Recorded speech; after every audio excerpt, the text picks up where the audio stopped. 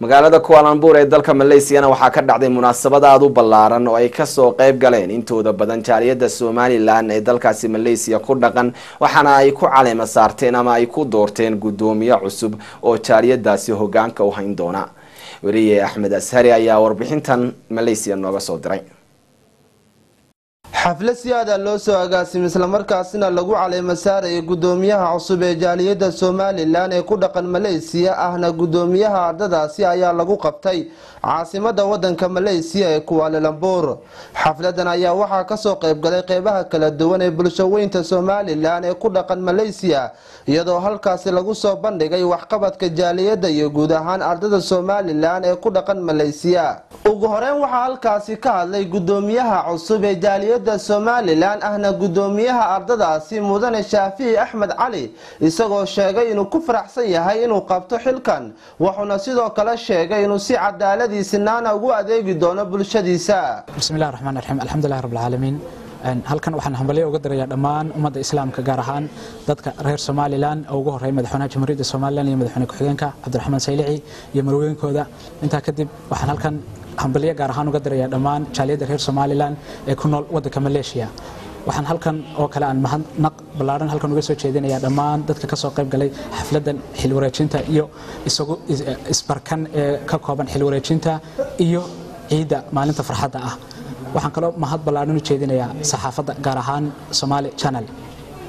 waxaan maleynayaa waxay ahayd maalin aad iyo aad u qiimo badan, maalin taariikhi ahayd, maalin jaaliyada Somaliland ay halkan labadii jaaliyad xilka kala wareegayeen.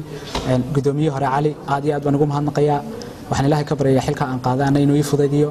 waxaan ballan qaadayaa inaan bulshada reer Somaliland isugu keeni doono meelo haddii Ilaahay ka dhigaano waxyaalo fara badan aan doonayo inaan wada qabno ardayda dhammaan oo aanay kaliya ku koobnaan haddii Ilaahay ka dhigo inay reer Somaliland isugu yimaadaan maalinta 18 May keliyata balse munaasabado fara badan oo inta ka fara badan inay isugu yimaadaan.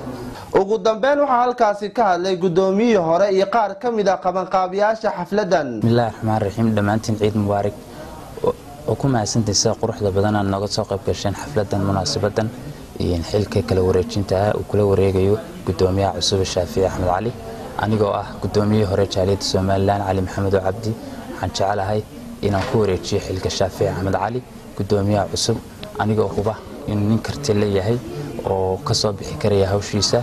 waana ku mahadsantahay quruxda badan oo xafladan soo qaban qaabiyay. insha Allah waxaan naga dhaxayn doontaa wada shaqayn iyo in waxyaabaha wixii naga qabyadaha oo aanan kaga bixin aanu la tiirin doono inta taagteeda aniga iyo xubnahayga gudiduba.